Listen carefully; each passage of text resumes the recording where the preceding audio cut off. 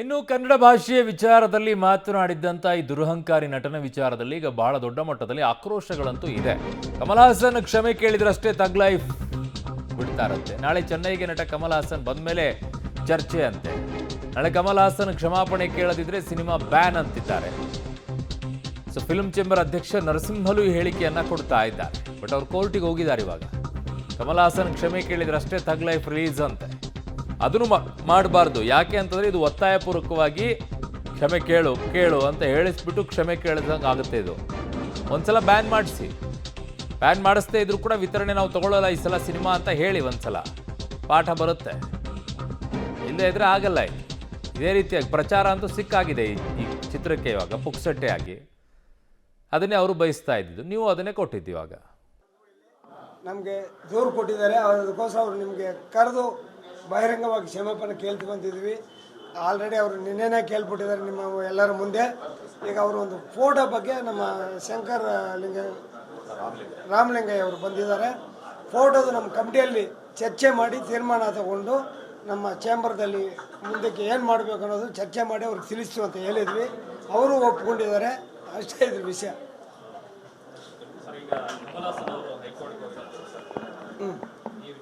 Sir ಇದು ನಮ್ಮ ಗಮನಕ್ಕೆ ಬಂದಿಲ್ಲ ಸರ್. ಇಲ್ಲಿವರೆಗೂ ಯಾವುದೇ ರೀತಿಯ ನಮಗೆ ಕಾನೂನು ಇದಾಗಿ ಹೋಗಿದ್ದಾರೆ ಅನ್ನೋದು ಗೊತ್ತಿಲ್ಲ.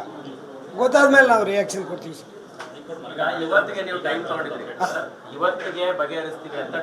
ಇಲ್ಲ ಸರ್, ಹೌದೌದು ಚರ್ಚೆ ಮಾಡಿದ್ವಿ. ಕಮಲ್ ಹಾಸನ್ ಊರಲ್ಲಿ ಇರಲಿಲ್ಲ, ದುಬೈಯಲ್ಲಿದ್ದರು. ಅವ್ರು ನಾಳೆ ಬರ್ತಾ ಇದ್ದಾರೆ. ನಾಳೆ ಬಂದ ತಕ್ಷಣ ಅವ್ರ ಹತ್ರ ಚರ್ಚೆ ಮಾಡಿ ಪ್ರೊಡಕ್ಷನ್ ಹೌಸ್ ಅವರು ಸಹಿತ ನಮ್ಮ ಸಂಪರ್ಕದಲ್ಲಿದ್ದಾರೆ. ನಾಳೆ ಇತ್ಯರ್ಥಗೊಳಿಸ್ತೀವಿ ಅಂತ ವಿತರಕರ ಜೊತೆಗೆ ಮಾತಾಡಿದ್ದಾರೆ. ಅವರು ಖಂಡಿತ ಅವ್ರು ಮಾಡೋದಿಲ್ಲ ಅಂತ ಹೇಳ್ತಾ ಇದ್ದಾರೆ ಸರ್. ನಾವು ಕನ್ನಡ ಪರ ಸಂಘಟನೆಗಳ ಜೊತೆಗೆ ಇರ್ತೀವಿ. ನಮ್ಮದು ವ್ಯಾಪಾರ ಇರ್ಬೋದು. ಆದರೆ ನಾವು ನಾಳೆ ಏನು ಅಲ್ಲಿಂದ ಏನು ಕ್ಷಮಾಪಣೆ ಕೇಳಿಲ್ಲ ಅಂದರೆ ನಾವು ಮಾಡೋದಿಲ್ಲ ಅಂತಲೂ ಅವರು ನಮ್ಗೆ ಆಶ್ವಾಸನೆ ಕೊಟ್ಟಿದ್ದಾರೆ ಸರ್. ಯಾವುದು ಇಲ್ಲ ಸರ್, ನಾಳೆ ಹೋಗ್ತಾ ಇಲ್ಲ. ನಮ್ಮ ಪರವಾಗಿ ಅಲ್ಲಿ SAFCನ ಅಧ್ಯಕ್ಷರು ರವಿ ಕಡಾರ್ಕರ್ ಇದ್ದಾರೆ, ಅವ್ರು ಮಾತಾಡ್ತಾ ಇದ್ದಾರೆ. ಅವ್ರು ನಮ್ಮ ಪರವಾಗಿ ನಾವು ಎಲ್ಲ ಒಂದು ಇದು SAFC ಅಂದಾಗ south Indian film ಚಾಂಬರ್ of commerce 4-5 ಸ್ಟೇಟಲ್ಲಿ ನಾವು ಒಟ್ಟಿಗಿದ್ವಿ ಸರ್. ಅವ್ರು ಎಲ್ಲಿಗಾರ ಹೋಗ್ಬೋದು. ನಾವು ರಿಲೀಸ್ ಮಾಡೋದಿಲ್ಲ ಅಂತ ಹೇಳ್ತಾ ಇಲ್ಲ. ನಾವೇ ಸ್ವಯಂ ಘೋಷಿತರಾಗಿ ನಾವು ಥಿಯೇಟ್ರ್ಗಳಲ್ಲಿ ಹಾಕೋದಿಲ್ಲ, ವಿತರಕ ನಾನು ಇದನ್ನ ಮಾಡೋದಿಲ್ಲ, ವಿತರಣೆ ಮಾಡೋದಿಲ್ಲ ಅಂದಾಗ ಅವ್ರು ಯಾವ ರೀತಿ ನಾವೇನು ಅವ್ರಿಗೆ ಮಾಡೋದಿಲ್ಲ ಬ್ಯಾನ್ ಮಾಡ್ತಾಯಿದ್ವಿ ಅದು ಇದು ಏನು ವರ್ಡ್ಸ್ ಹೇಳಿಲ್ವಲ್ಲ ನಾವು. ಹಾಗಾಗಿ ಕಾನೂನು ಏನು ಮಾಡ್ತಾಯಿದ್ದೆ ನಮ್ಮ ಥಿಯೇಟ್ರಲ್ಲಿ ಬೇರೆ ಏನೋ ನಡೀತಾ ಇದೆ. ನಾನು ಬೇರೆ ಇದನ್ನು ಅದ್ರ ತೆಗೆದುಬಿಟ್ಟಿದ್ದೀನಿ ಹಾಗೆ ಅಂತ ಯಾರು ಬಲವಂತ ಮಾಡ್ತಾರೋ ನಮಗೆ ಇಲ್ಲ. ನಾವಾಗೇ ಅದನ್ನು ಇದು ಮಾಡ್ತಾಯಿದ್ವಿ. ಇದು ಇಂಡಸ್ಟ್ರಿ ಸಮಸ್ಯೆ ಆಗಿದ್ದರೆ ಬೇರೆ ಒಂಥರ ಆಗಿರೋದು. ಇದು ಭಾಷೆ ಸಮಸ್ಯೆ, ನಾಡಿನ ಸಮಸ್ಯೆ ಆಗಿರೋದ್ರಿಂದ ಸರ್ಕಾರನೂ ನಮಗೆ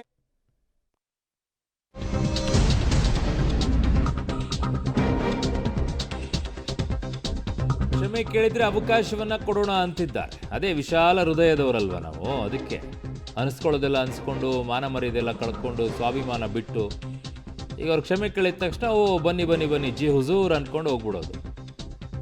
ಕ್ಷಮೆ ಕೇಳಿದ್ರೆ ಕರುಣೆ ತೋರಿಸೋಣ ಅಂತಿದ್ದಾರೆ. ಉದ್ದಟತನ ತೋರಿಸಿರೋದ್ರಿ. ಕ್ಷಮೆ ಕೇಳೋದಾದ್ರೆ 2ನೇ ಟೈಮಲ್ಲೇ ಕೇಳಬೇಕಾಗಿದ್ದವರು.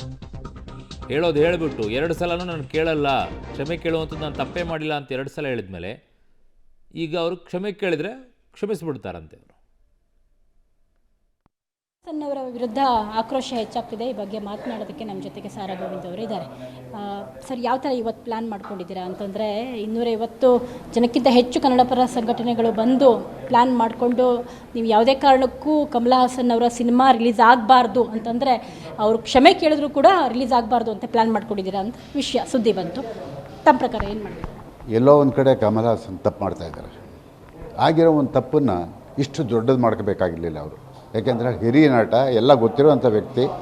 ಅವರೇನು ಅನ್ಎಜುಕೇಟೆಡ್ ಅಲ್ಲ, ಎಜುಕೇಟೆಡು ಅಂಥ ಒಬ್ಬ ಕಮಲ್ ಹಾಸನ್ ಇವತ್ತು ಅಂಥ ಮಾತುಗಳನ್ನು ಆಡಿದ್ಮೇಲೆ ಕನ್ನಡಕ್ಕೆ ಕ್ಷಮೆ ಕೇಳಬೇಕಾಗಿತ್ತು, ಕೇಳಿಲ್ಲ. ನೋಡೋಣ, ಇವತ್ತು ನಾವು ಅಂತಿಮವಾದಂಥ ತೀರ್ಮಾನವನ್ನು ತಗೊಳ್ಳಬೇಕಾಗಿದೆ. ನೋಡಿ, ಎಲ್ಲರೂ ಬಂದಿದ್ದಾರೆ. ಖಂಡಿತವಾಗಿ ಏನು ಕನ್ನಡ ಪರ ಸಂಘಟನೆಗಳಲ್ಲ, ಅದು ಫಿಲ್ಮ್ ಚೇಂಬರ್ ಜವಾಬ್ದಾರಿ ಕೂಡ ಹೌದು. ನಾನೊಬ್ಬ ಕನ್ನಡ ಪರ ಹೋರಾಟಗಾರನಾಗಿ ಮಾತಾಡ್ತಾಯಿದ್ದೀನಿ. ನಾವು ಯಾವುದೇ ಕಾರಣದಲ್ಲೂ ಕಮಲ್ ಹಾಸನ್ ಕ್ಷಮೆ ಕೇಳದೇ ಇದ್ದರೆ ಅವ್ರ ಚಿತ್ರಗಳನ್ನ ಬಿಡುಗಡೆ ಮಾಡೋದಕ್ಕೆ ಖಂಡಿತ ಬಿಡೋದಿಲ್ಲ. ಮುಂದಿನ ದಿನಗಳಲ್ಲಿ ಹೋಗ್ಬೋದು.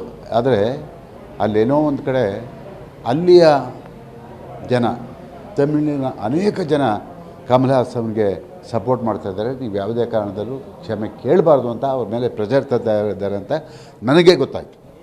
ಹಾಗಾಗಿ ಕಮಲ ಹಾಸನ್ ಅದನ್ನೆಲ್ಲ ಬಿಟ್ಟು ವ್ಯಾವಹಾರಿಕವಾಗಿ ಅವರು ಮಾತಾಡೋದನ್ನು ತಪ್ಪು ಅನ್ನೋದನ್ನು ನಮ್ಮ ಕನ್ನಡಿಗರಲ್ಲಿ ಕ್ಷಮೆ ಕೇಳಿದ್ರೆ ಅದಕ್ಕೆ ಒಂದು ರಿಯಾಯಿತಿ ಖಂಡಿತ ಕನ್ನಡಿಗರು ಕೊಡ್ತಾರೆ. ಆದರೆ ಉದ್ದಟತನ ತೋರಿದ್ರೆ ಯಾವುದೇ ಕಾರಣದಲ್ಲೂ ನಾವು ಆ ಪಿಕ್ಚರ್ ಬಿಡುಗಡೆಗೆ ಅವಕಾಶ ಕೊಡೋಲ್ಲ. ಕ್ಷಮೆ ಕೇಳಿದ್ರೆ ಸೊಕ್ಕು ಅಷ್ಟೊಂದಿದೆ ಅವರಿಗೆ, ಅದನ್ನು ಕ್ಷಮಿಸ್ಬಿಡ್ಬೇಕು ಅಷ್ಟು ಈಸಿಯಾಗಿ ಅಂತ. ಅಲ್ಲಲ್ಲ, ನನ್ನ ಸಹೋದ್ಯೋಗಿ ಫಿಲ್ಮ್ ಬ್ಯೂರೋಯಿಂದ ಧನು ನನ್ನ ಸಂಪರ್ಕಕ್ಕೆ ಸಿಗ್ತಾ ಇದ್ದಾರೆ. ಧನು, ಸಾರಾ ಗೋವಿಂದು ಅವರಿಗೆ ಬಹಳ ವಿಶಾಲವಾಗಿರುವಂಥ ಹೃದಯ ಇರಬೇಕೇನೋ, ಹೃದಯ ವೈಶಾಲ್ಯತೆ ಜಾಸ್ತಿ ಇರಬೇಕೇನೋ. ಕಮಲ್ ಹಾಸನ್ ಆ ಉದ್ದಟತನವನ್ನು ತೋರಿಸ್ಕೊಂಡು ಒಂದಲ್ಲ 2 ಬಾರಿನೂ ಕೂಡ ನಾನು ಕ್ಷಮೆ ಕೇಳಲ್ಲ ಅಂತ ದುರಹಂಕಾರದಿಂದ ಮಾತನಾಡಿದ ನಂತರವೂ ಕೂಡ ಅವ್ರು ಕ್ಷಮೆ ಕೇಳಿ ಕ್ಷಮಿಸೋಣ ಅನ್ನುವಂಥ ಧಾರಾಳತನ ತೋರಿಸ್ತಾ ಇದ್ದಾರೆ. ಏನಿದೆಯೋ ಗೊತ್ತಿಲ್ಲ ಸಾರಾ ಗೋವಿಂದೂರು ಅವ್ರದ್ದು ನಡುವೆ. ಆದರೆ ಯಾಕೆ ಇಂಥ ಮನಸ್ಥಿತಿಗೆ ಹೋಗ್ತಾ ಇದ್ವಿ? ಒಂದು ಸಲ ಪಾಠ ಕಲಿಸೋಕ್ಕೇನು ಅಂತ. ಎಸ್ ಅರುಣ್, ಈಗಾಗಲೇ ಏನಂದರೆ ಕಮಲ್ ಹಾಸನ್ ಹೇಳಿರೋ ಹೇಳಿಕೆ ಸಾಕಷ್ಟು ಆಕ್ರೋಶಕ್ಕೆ ಈಡಾಗಿರ್ತಕ್ಕಂಥದ್ದು. ದಿನದಿಂದ ದಿನಕ್ಕೆ ಈಗಾಗಲೇ ಕಮಲ್ ಹಾಸನ್ ವಿರುದ್ಧ ಸಾಕಷ್ಟು ಹೋರಾಟಗಳೇ ನಡೀತಾ ಇರ್ತಕ್ಕಂಥದ್ದು. ವಾಣಿಜ್ಯ ಮಂಡಳಿ ಕೂಡ ಇದರಲ್ಲಿ ಒಂದು ದಿಟ್ಟವಾದ ನಿರ್ಧಾರವನ್ನು ತೆಗೆದುಕೊಂಡಿರ್ತಕ್ಕಂಥದ್ದು. ವಾಣಿಜ್ಯ ಮಂಡಳಿಯ ಪದಾಧಿಕಾರಿಗಳು ಮತ್ತು ಅವರು ಚರ್ಚೆಯನ್ನು ಮಾಡಿ ಈಗ ಸಿನಿಮಾನ ರಿಲೀಸ್ ಮಾಡಬೇಕೋ ಬೇಡ ಅನ್ನೋ ಒಂದಿಷ್ಟು ಚರ್ಚೆಗಳು ಕೂಡ ಇವತ್ತು ಕೂಡ ವಾಣಿಜ್ಯ ಮಂಡಳಿಯಲ್ಲಿ ನಡೆದಿರ್ತಕ್ಕಂಥದ್ದು. ಈ ಹಿನ್ನೆಲೆಯಲ್ಲಿ ಸಾರಾ ಗೋವಿಂದ್ ಅವರು ಕೂಡ ಯಾಕಂದರೆ ಕಾದು ನೋಡೋಣ, ಈ ಒಂದು ಕ್ಷಮೆ ಏನಾದರೂ ಕೇಳಿದರೆ ಅವರ ಸಿನಿಮಾ ರಿಲೀಸ್ ಮಾಡೋದಕ್ಕೆ ಅವಕಾಶ ಮಾಡಿಕೊಡೋಣ. ಯಾಕಂದರೆ ಇಲ್ಲಿನ ಥಿಯೇಟರ್ ಮಾಲೀಕರಿಗೂ ಕೂಡ ಅದು ಹೊಡೆತ ಬೀಳುತ್ತೆ.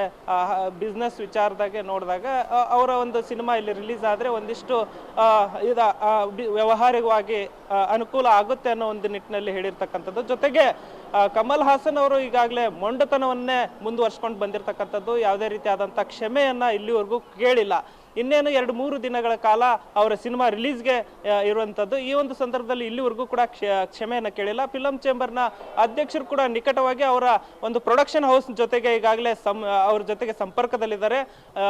ಕಮಲ್ ಹಾಸನ್ ಈಗ ದುಬೈನಲ್ಲಿ ಇರ್ತಕ್ಕಂಥದ್ದು. ಹಾಗೆ ನಾಳೆ ಅವರು ಚೆನ್ನೈಗೆ ಬರ್ತಾರೆ. ಅವ್ರನ್ನ ನಾಳೆವರೆಗೂ ಕೂಡ ಕಾಯ್ದು ನೋಡೋಣ. ಅವ್ರೇನಾದ್ರೂ ಕ್ಷಮೆ ಕೇಳಿದ್ರೆ ಸಿನಿಮಾವನ್ನ ರಿಲೀಸ್ ಮಾಡೋದಕ್ಕೆ ಅವಕಾಶ ಮಾಡಿಕೊಡೋಣ ಅನ್ನೋ ಒಂದಿಷ್ಟು ನಿಟ್ಟಿನಲ್ಲಿ ಇಲ್ಲಿ ಹೇಳಿರ್ತಕ್ಕಂಥದ್ದು. ಜೊತೆಗೆ ಒಂದು ಕಡೆ ಕಮಲ್ ಹಾಸನ್ ಅವರು ಹೈಕೋರ್ಟ್ ಮೆಟ್ಲು ಕೂಡ ಏರಿರ್ತಕ್ಕಂಥದ್ದು. ಈ ಒಂದು ಸಿನಿಮಾವನ್ನ ರಿಲೀಸ್ ಮಾಡುವಂತ ಸಂದರ್ಭದಲ್ಲಿ ಭದ್ರತೆಯನ್ನ ಕೋರಿ ಈಗ ಹೈಕೋರ್ಟ್ ಮೆಟ್ಲನ್ನ ಏರಿರ್ತಕ್ಕಂಥದ್ದು. ಫಿಲಂ ಚೇಂಬರ್ ಮತ್ತೆ ಕನ್ನಡ ಪರ ಹೋರಾಟಗಾರರು ಮತ್ತು ಇಲ್ಲಿನ ಸರ್ಕಾರಕ್ಕೆ ಒಂದು ಸೂಚನೆಯನ್ನ ನೀಡುವಂತೆ, ಏನಂದ್ರೆ ಸಿನಿಮಾವನ್ನ ಬಿಡುಗಡೆ ಮಾಡದಂತೆ ತಡೆದಿರ್ತಕ್ಕಂಥ ಸರ್ಕಾರ, ಫಿಲಂ ಚೇಂಬರ್ ಹಾಗೂ ಕನ್ನಡ ಹೋರಾಟಗಾರರಿಗೆ ಒಂದು ಸೂಚನೆ ನೀಡುವಂತೆ ಈಗಾಗಲೇ ಹೈಕೋರ್ಟ್ ಮೆಟ್ಲನ್ನ ಅವರ ಒಂದು ಕಮಲ್ ಹಾಸನ್ ಅವರ ರಾಜ್ ಕಮಲ್ ಫಿಲಮ್ಸ್ ಸಂಸ್ಥೆ ಈಗ ಹೈಕೋರ್ಟ್ ಮೆಟ್ಲೇರಿರ್ತಕ್ಕಂಥದ್ದು. ಅರುಣ್, ಓಕೆ ಧನು, ನಿಮ್ಮೆಲ್ಲ ಮಾಹಿತಿಗೆ ಧನ್ಯವಾದಗಳು.